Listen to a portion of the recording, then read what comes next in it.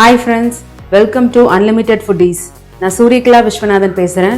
இன்றைக்கி நம்ம பார்க்க போகிற ரெசிபி வந்து தக்காளி சட்னி. எப்பயுமே வந்து நம்ம வீட்டில் செய்கிற தக்காளி சட்னி மாதிரி இல்லாத இது கொஞ்சம் டிஃப்ரெண்ட்டாக வித்தியாசமாக இருக்கும், ரொம்ப டேஸ்ட்டாகவும் இருக்கும்.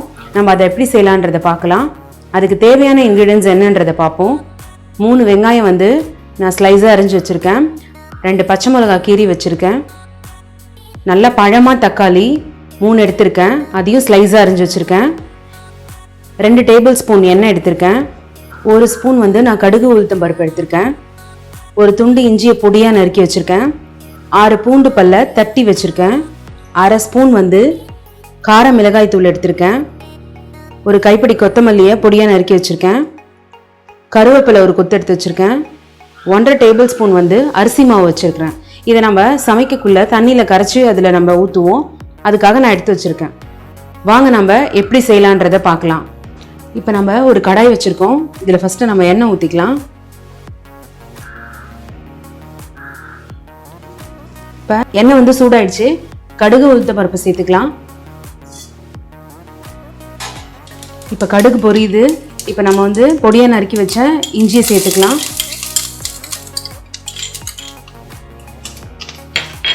இது கூடவே தட்டி வச்ச பூண்டையும் சேர்த்துக்கலாம்.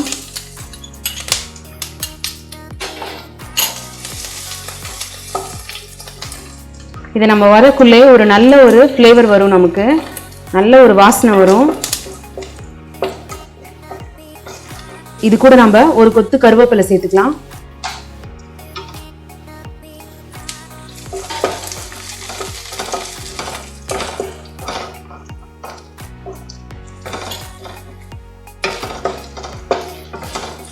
அடுத்தது நம்ம வெங்காயமும் பச்சை மிளகாயும் சேர்த்துக்கலாம்.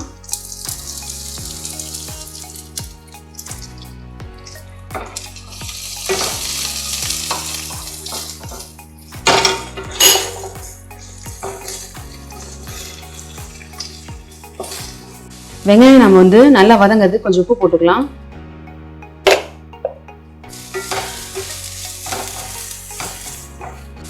இப்போ வெங்காயம் நல்லா வந்து வதங்கிடுச்சு. இப்போ நம்ம தக்காளி சேர்த்துக்கலாம்.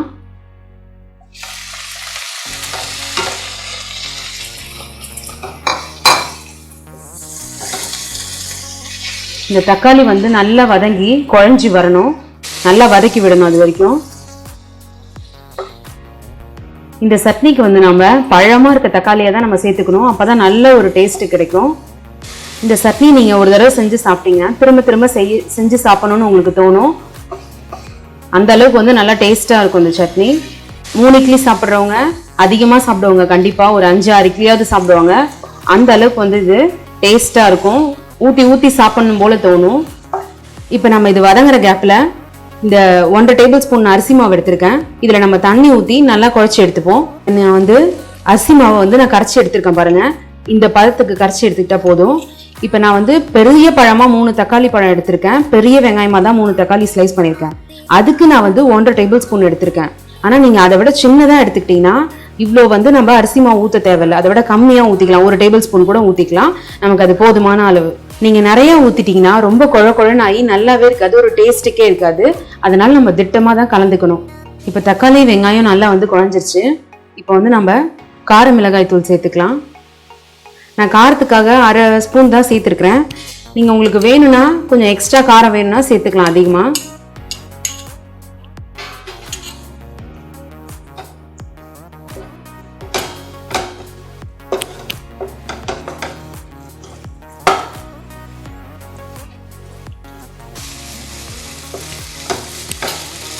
இந்த மிளகாய் தூள் போட்டதுக்கப்புறம் நம்ம வந்து அதில் இருக்கிற பச்சை வாசனை போகிற வரைக்கும் கொஞ்சம் வதக்கி விட்டுடலாம். இப்போ தக்காளியும் வெங்காயமும் நல்லா வந்து குழஞ்சிருச்சு. இப்போ நான் இந்த கிளாஸில் 3 கிளாஸ் அளவு தண்ணி ஊற்ற போகிறேன்.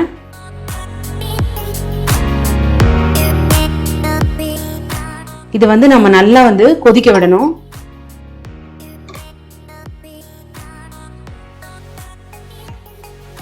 இந்த ஸ்டேஜில் நம்ம உப்பு போட்டுக்கலாம். இப்போ நம்ம இதுக்கு தேவையான அளவு உப்பு போட்டுக்கலாம்.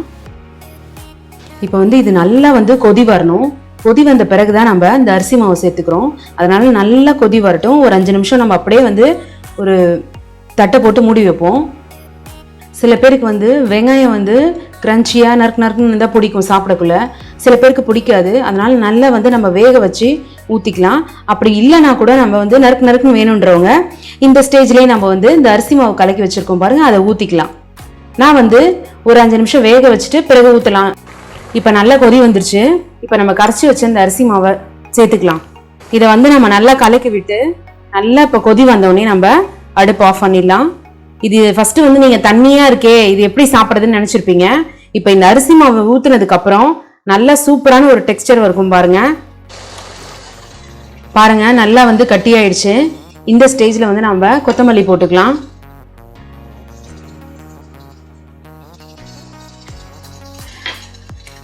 டேஸ்டியான தக்காளி சட்னி வந்து ரெடி ஆயிடுச்சு. நம்ம இப்போ அடுப்பு ஆஃப் பண்ணிடலாம். ரெடி ஆயிடுச்சு. இதை வந்து நம்ம தொட்டு சாப்பிடாத இட்லி மேலே ஊற்றி சாப்பிட்டா ரொம்ப டேஸ்ட்டாக இருக்கும். சுவையான டேஸ்டியான தக்காளி சட்னி ரெடி ஆயிடுச்சு பாருங்க. இப்போ நம்ம இந்த இட்லிக்கு மேலே ஊற்றி காமிக்கிறேன் பாருங்க.